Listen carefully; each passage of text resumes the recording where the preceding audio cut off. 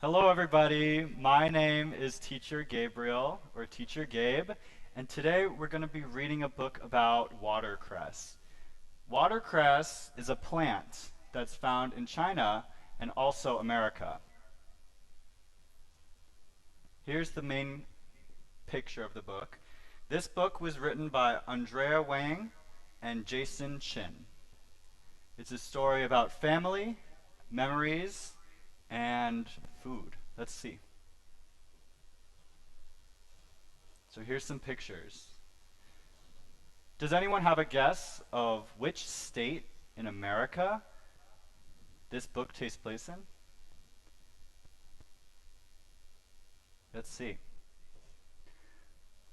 We are in the old Pontiac, the red paint faded by years of glinting Ohio sun, pelting rain, and biting snow. Here we have our main character in the old Pontiac, which is a car. And which state are they in? In America? It's Ohio. You can see here. And we have some hard words here. So faded. Faded means old. Pelting. Pelting rain means hard rain. And biting snow. Biting snow, it's so cold that it feels like it's biting you. Okay, next. The tops of the cornstalks made lines that zigzag across the horizon. Mom shouts, "Look!" And the car comes to an abrupt, screeching, jerking stop. Mom's eyes are as sharp as the tip of a dragon's claw. Dad's eyes grow wide. "Watercress!" they exclaim. Two voices, heavy with memories. So we have here the old Pontiac car, and Mom yells, "Look! Watercress." They see it in the river. And they stop the car, jerking and abrupt, which means quick. Quick and jerk. So it stops quickly. And they're heavy with memories, their voices. They remember watercress, and we'll learn where they remember it from.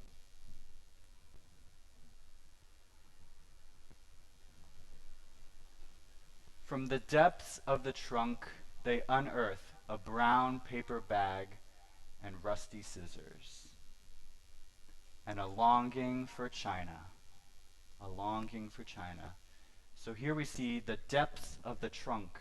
Deep inside of the trunk, they have a brown paper bag and they have scissors, rusty scissors.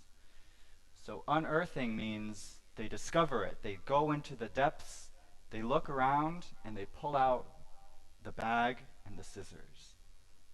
And longing. So this is the mom, and here she is as a kid in China. So here's Ohio, and here's China. So they're remembering when she was a kid. They haul us out of the back seat.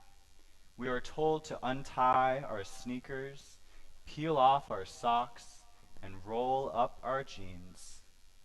We have to help them gather it.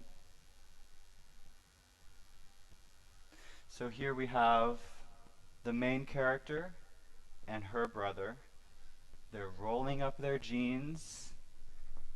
They're peeling off their socks, and they're getting into the water. They have with them their brown paper bag, and they're going to collect all the watercress. A car passes by and I duck my head, hoping it's no one I know. My parents cut bunches of the small plant, long stringy stems with leaves round as coins. So here we have our main character. She's ducking her head because the car passes by and she doesn't want people to know. And here we have her family with the scissors and her brown paper bag, and they're cutting up the long, stringy stems of the watercress, putting it inside the bag.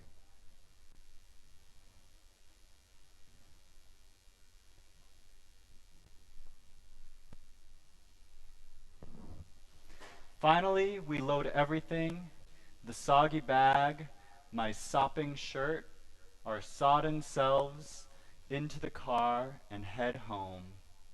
Our original destination is long forgotten, a memory of something unfinished.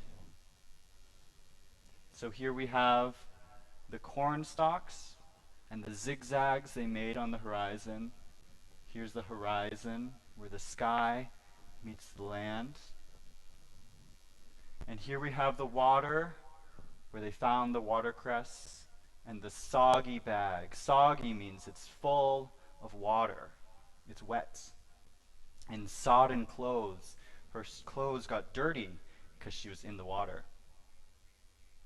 They head in their car and now they're going to home.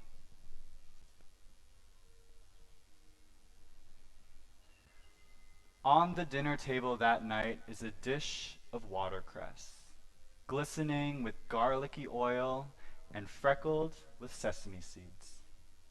The mud and the snails are long gone, but I don't want to eat it, any of it. I only want to eat vegetables from the grocery store.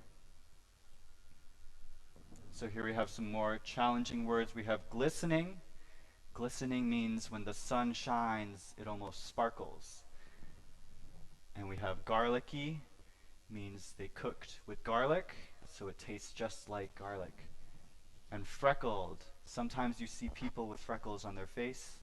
It means they have dots or spots, as they do with the little dots of seeds. And we have our main character here, and she says, I'm not eating that. I don't want to eat that. And the rest of the family are eating it.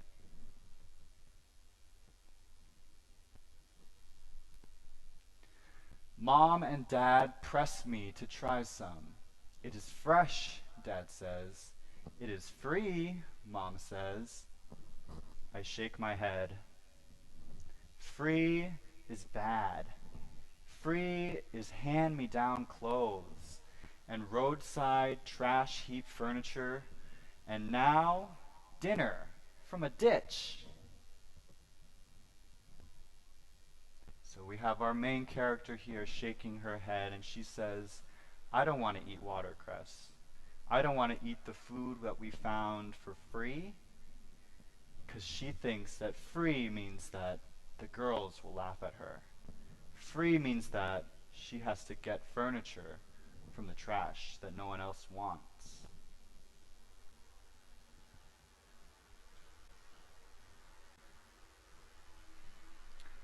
So now Mom has a lesson for her. Mom sighs and disappears into her room, returning with an old photo.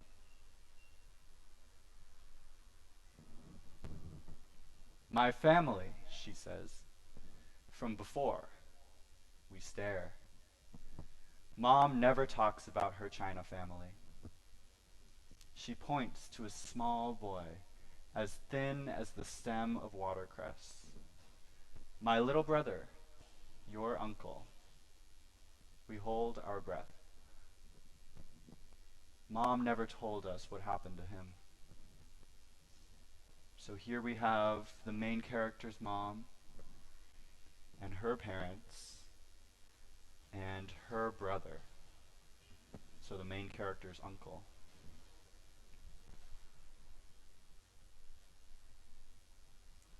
During the Great Famine, she says, we ate anything we could find. But it still was not enough.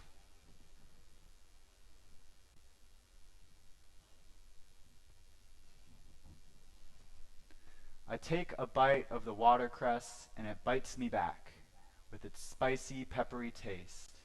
It is delicate and slightly bitter. like Mom's memories of home. So here we have the main character trying the watercress for the first time. She says it's spicy, it's peppery, it's delicate, and slightly bitter, a little bit bitter.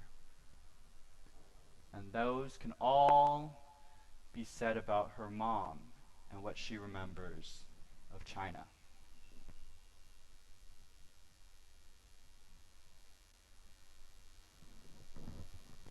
Together we eat it, and all make a new memory of watercress.